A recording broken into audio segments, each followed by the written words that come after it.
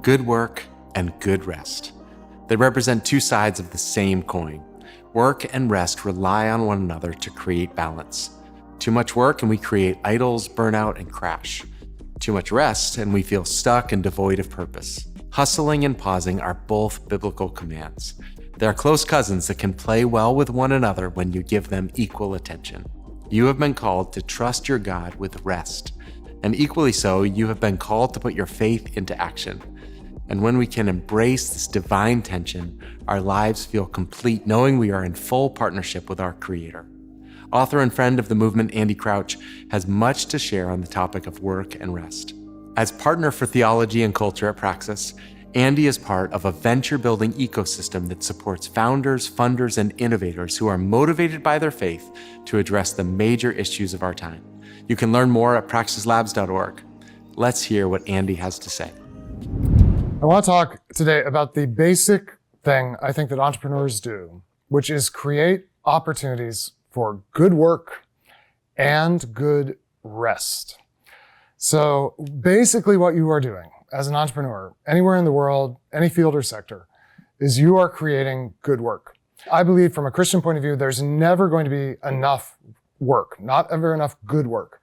Because good work is the fruitful transformation of creation. It's our image-bearing role of taking this beautiful, abundant world that God made, finding ways to explore and develop its possibilities and bring them forth in the world. And in a very real way, I think this work of being image bearers is an infinite game. There's infinite good work to be done.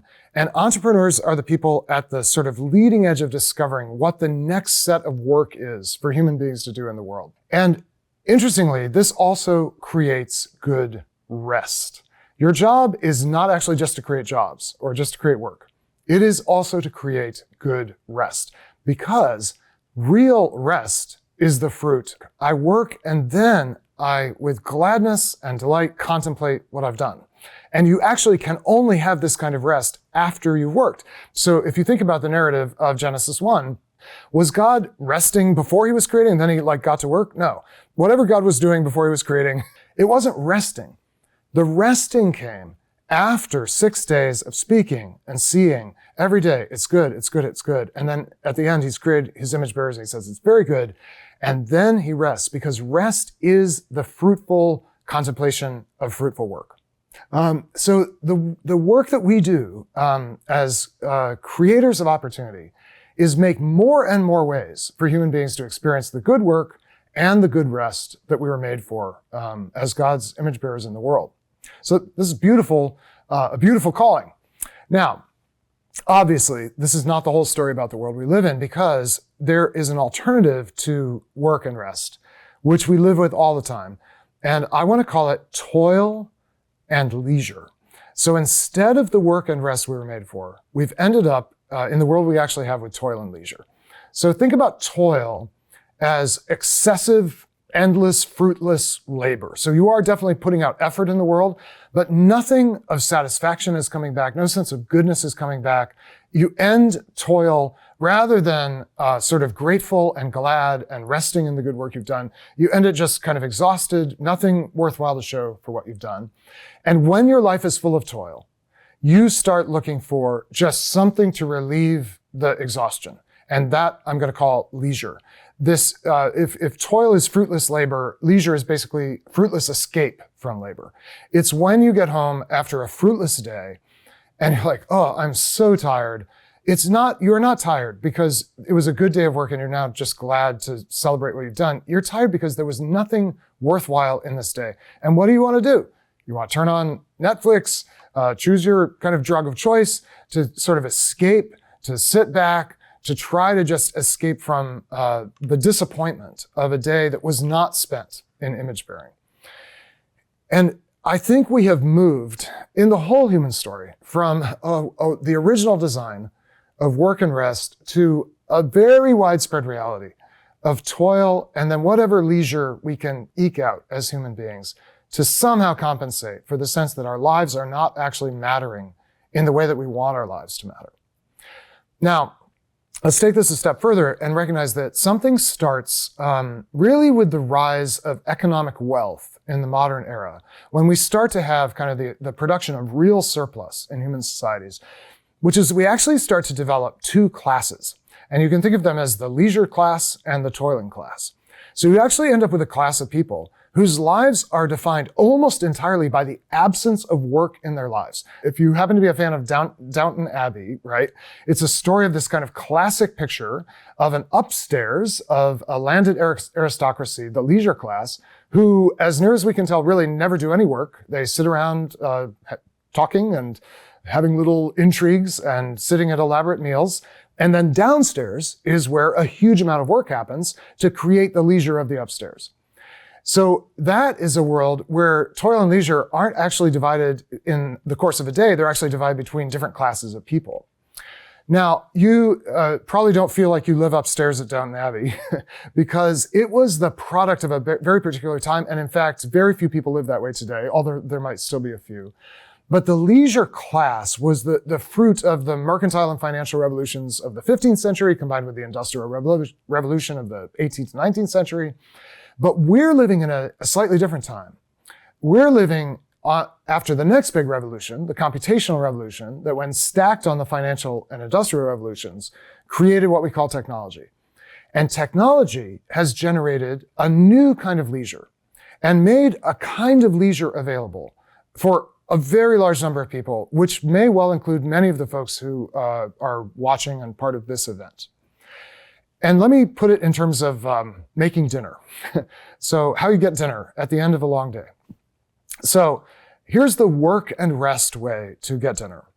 Someone or several members of the family work together, starting with relatively raw ingredients that other people worked to produce, of course, and you actually make a meal together, and then you sit down and you enjoy the meal. This probably still happens in your home on special occasions, maybe Thanksgiving in America, where a lot of work is done to prepare a meal, and then everyone sits down, ideally including the people who prepared the meal, all together, and you just enjoy, like, wow, this is so good. We're enjoying this so much. That's work and rest at the dinner table.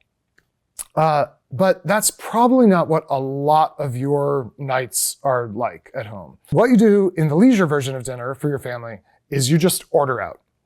And the doorbell rings, somebody drops off a bag of stuff to eat, you take it in, and you and your family sit down. You've done no work at all, thank goodness, because you're so tired from the day, and you just enjoy the meal. This is, in many ways, a delightful experience, to just have the food show up, enjoy the food without anyone having to work to prepare it. And many of us choose that leisure option any given night of the week. Two problems with it that we feel, I think. One is we do wonder about the people behind the scenes who did work. In fact, all leisure requires someone else to work. This is a difference between work and rest and toil and leisure. Work can be done by everyone, and then rest can be enjoyed by everyone. But for anyone to enjoy leisure, someone has to work. And we do wonder about those invisible people who make the meals that we enjoy and who deliver the meals that we enjoy. And we think, are they getting good work, or are they actually experiencing toil? And we're not sure, and we sometimes wonder, and we sometimes fear that behind the leisure that we enjoy is actually a lot of toil. So that's one problem. The other, maybe more proximate problem is that as enjoyable as it is to just have the food show up and have the leisure of a nice dinner without having to make it, the leisure is actually far less good for us and restorative for us than the rest would be. If our family had actually collaborated on making dinner and then sat down and enjoyed it, we would have developed relationship, we would have developed skill, the kids would have gotten to maybe participate in making the food, they would have seen at least their mom or their dad or both preparing the food. There would be the kind of the sense that we are actually doing something together that makes us different and maybe in some way better together. And I would say because we are doing the image of God when we do that culture making. But when we just have the leisure, We don't actually develop. We don't become. We just consume. So this is not great for us in large quantities or maybe even in small quantities. Leisure is not as good for us as work and rest. So what we've done in a technological society is to provide a lot of seemingly fortunate people with a lot of leisure of this kind. Not quite the Downton Abbey kind, but the kind in which on any given day, we can escape from the kind of fruitlessness of our lives and enjoy the work or maybe the toil of others in ways that don't really develop us. But I actually think we've reached the point, and I think many of us sense this, where easy is starting to have diminishing returns. The relief of toil, the sense that often we don't have to work for the good things we need, we can just buy them, is actually not that good for us as human beings. Evident maybe most clearly in what's happening to our actual bodies, in the physical strength of our bodies. Because it actually turns out you need load-bearing activity to have a healthy body. And the other really strange thing that's going on is that at the very same time, as we've ended up with this seemingly beautiful amount of leisure, our lives don't feel like upstairs at Downton Abbey. Do you feel like you live a life in the leisure class? No way. You get to the end of any given day, you feel like you've actually been toiling a huge amount of the day. So even those who are fortunate in this economy end up feeling like their lives are toil with a little bit of compensating leisure, and all of that haunted by the awareness that behind the curtain of our modern economy is a huge amount of work that probably is more like toil. We went after the problem of toil at the dawn of the technological era, but we did not try to solve the problem of good work. We thought our job was to make things easy, but we haven't figured out how to make work good. And if anything, we've ended up creating more toil and fewer truly good jobs that are truly satisfying, more toil for both the relatively powerful and fortunate and the relatively poor and unfortunate alike. So this creates an amazing central opportunity for redemptive, faith-driven entrepreneurship in the world. We need to be setting our sights on creating good work, which will then lead to good rest. The question is not how to make toil easier and make leisure abundant. It's how to make good, hard things possible. Because good work is a good, hard thing. So that good rest will be possible for everyone in the economy that we're part of. Our job is not actually to make people's lives easier, to relieve people of difficulty. It's to help our neighbors take on worthwhile, difficult things and provide the right kinds of support that will help them actually thrive as they take that on in the good work we're meant to do in the world. So I have two examples for you. Two examples from our community of entrepreneurs at Praxis. The first is an app, and it's called Lasting. It's an app to help couples grow their relationships in healthy ways. To do that through a sequence of often very challenging conversations that invites you and your partner, your marital partner, into so that you can actually learn how to make a marriage or a lasting relationship work. Lasting is not going to somehow make marriage easy. Marriage is a good, hard thing. And lasting is a technological offering that, if you take it seriously, will invite you to make possible something that otherwise might be very difficult, which is to have these real hard conversations that are part of any healthy relationship and to grow in the direction of life together. It contrasts so powerfully with, maybe the single largest use of the internet right now, which is porn. And if you think about it, porn, if I can put it this way, is like the ultimate leisure activity in the sense that it promises us like intimacy without vulnerability or commitment or even physical presence. It promises us kind of this leisure life where we don't have to exert ourselves in any way and have what we think we want. But all it does is create huge amounts of suffering for its consumers and huge amounts of toil, pure toil, for the people who produce it. I love the fact that Lasting steps into this world that so easily, a click away, offers us like the ultimate leisure and the ultimate degradation of human beings, and says we're going to use the same basic technological stack to invite you to actually pursue the real thing, the fruitful thing, the image-bearing thing. Second, totally different example. We have a real estate holding company in the Praxis community called Launch Capital.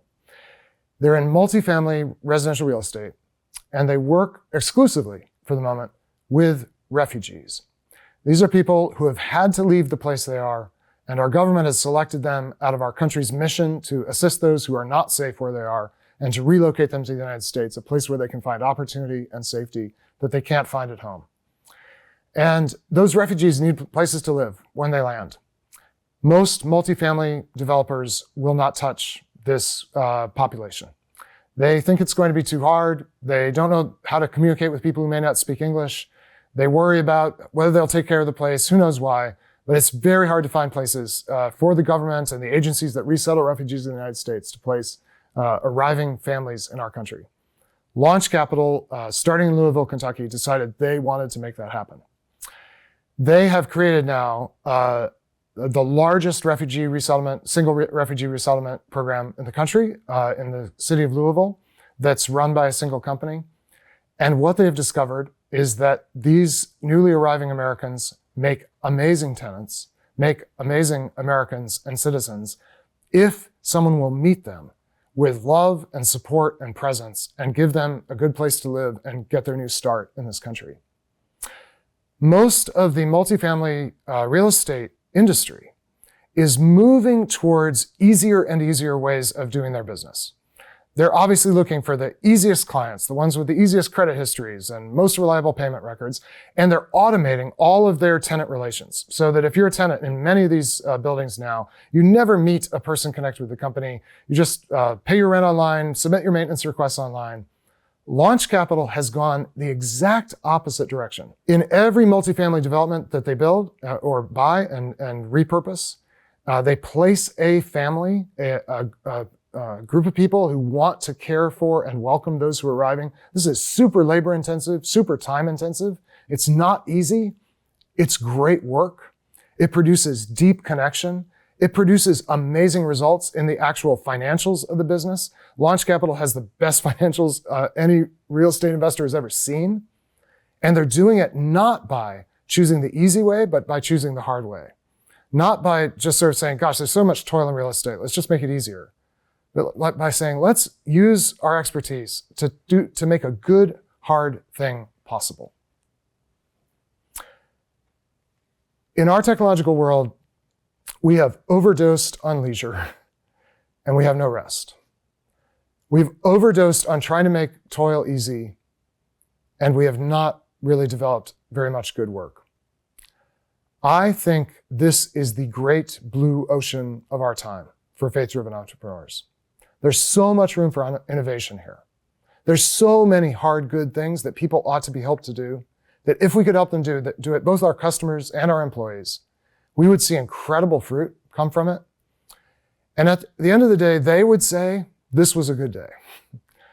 And at the end of the week, we would say, that was a good week. We did good work. Now we can have good rest.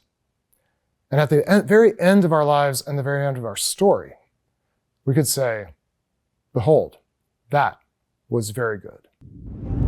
As a faith-driven entrepreneur, you are called to create meaningful opportunities for good work. How does that ring in your ears? How does it feel knowing that your purpose is to cultivate the fruitful manifestation of God's call in your life? That's sure to bounce you out of bed in the morning. And in the same sentence, Andy quickly reminded us that we're just as responsible for creating opportunities for good rest. Perhaps that concept feels a bit forced or unfamiliar to you, but it's critical for us to manage the tension between good work and good rest. Because at the end of the day, if we rely on our hard work without trusting in God, then we run the risk of playing God or stealing His glory for ourselves. Gratefully, through God's grace and power, He leads away from restlessness by offering us the gift of deep fulfillment that only the mutual partnership of good work and good rest can provide. Talk about the session in your group and how it relates to the journey you're on. Open yourselves up to learning from one another. Be transparent and honest with each other. What you get out of this time together will only be as enriching and life-giving as what you put into it. See you next time.